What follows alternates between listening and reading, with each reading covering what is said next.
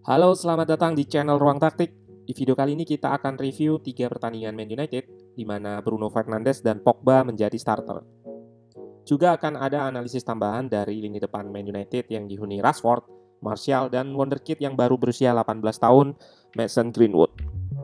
Total ada 11 gol di 3 pertandingan ini, dan diantaranya ada kemenangan dengan 5 gol atas Bournemouth, di mana kemenangan 5 gol itu terjadi terakhir di tahun 2011. Apa taktik dibalik 3 kemenangan dengan skor besar ini? Kita bedah sama-sama. Let's go! Yang pertama adalah taktik build up atau bangun serangan pendek dari belakang. Di video ini sudah saya bahas tentang fase-fase dan prediksi saya soal di mana Pogba dan Bruno akan bermain.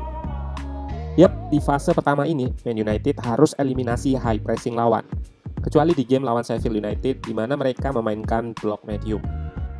Taktiknya dinamakan Salida La Volpiana. Kita akan bahas juga peran Matic di sini. Dia akan turut sejajar dengan 2 bek tengah. Seringnya di sisi kiri. Tujuannya untuk mengimbangi 2 pressure lawan sehingga tercipta situasi menang jumlah 2 versus 3. Selain itu, bek kiri jadi bisa naik karena ada yang backup posisinya. Jadi taktik ini juga untuk utilisasi bek kiri juga bek kanan karena sudah ada 3 pemain yang proteksi area keduanya.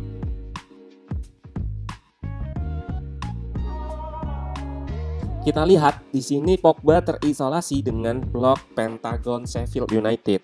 Nah, karena sudah ada Matic, maka Pogba tidak perlu banyak turun untuk jemput bola. Memang agak riskan untuk melakukan progresi lewat Pogba, meski tidak sering, namun inilah gunanya pemain yang punya resistansi pressing tinggi. Bisa kita lihat Pogba jadi penghubung ke Bruno Fernandes.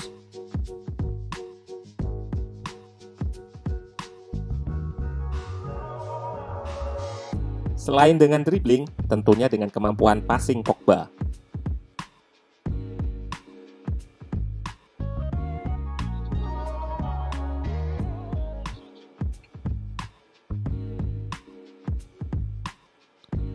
Kunci dari taktik Solskjaer adalah shape yang seimbang, dengan cover 3 back di belakang dan Pogba di tengah. Fullback yang naik akan menjaga lebar lapangan. Maka pemain sayap yang bertipe inverted winger akan dengan mudah melakukan cut inside sekaligus membuat lawan harus rapat karena ada banyak pemain di depan. Dengan begini, maka fullback bisa overlap tanpa harus bertabrakan posisi. 3 pemain depan ini ditambah Bruno Fernandes, pergerakannya sangat cair. In-game, mereka kerap rotasi posisi. Meski seperti terlihat bebas, namun itu tadi, pemain paham shape yang harus dibentuk di depan. Jika sayap kosong, harus diisi. Jika Martial ke sayap, Bruno mengisi pos striker, dan seterusnya, dan seterusnya.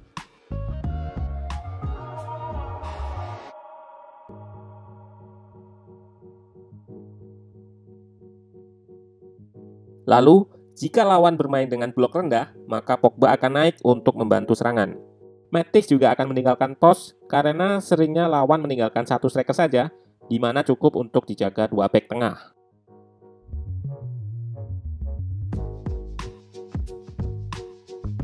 Ini juga menjelaskan peran Bruno yang lebih banyak di fase terakhir atau fase finishing.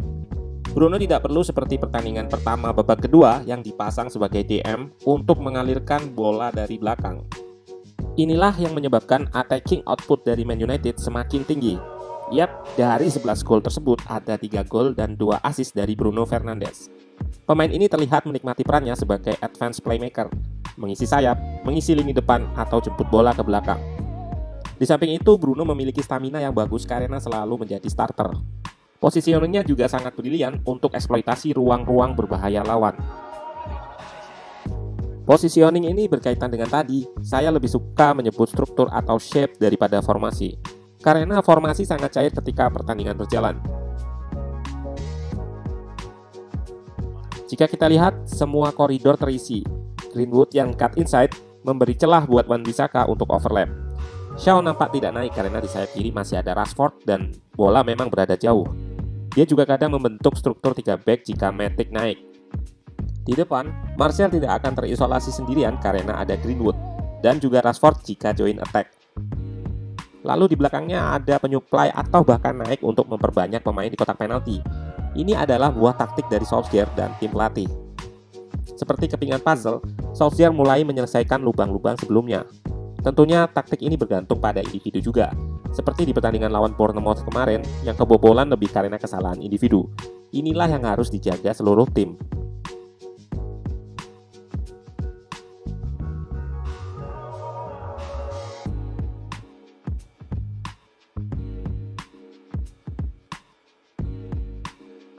Well, performa Matic juga meningkat di 3 pertandingan ini. Jika jeli, dia kerap memberikan instruksi untuk barisan pertahanan saat build up. Hal yang nggak bisa dilakukan Fred atau McTominay, dan ini membuat bangun serangan awal Man United sangat terjaga. Nah, di sisa laga nanti Man United akan berhadapan dengan Leicester yang punya pressing tinggi. Juga akan bertemu Chelsea di FA yang di pertemuan-pertemuan sebelumnya Solskjaer memilih bermain reaktif. Menarik kita tunggu dan analisis 2 pertandingan ini.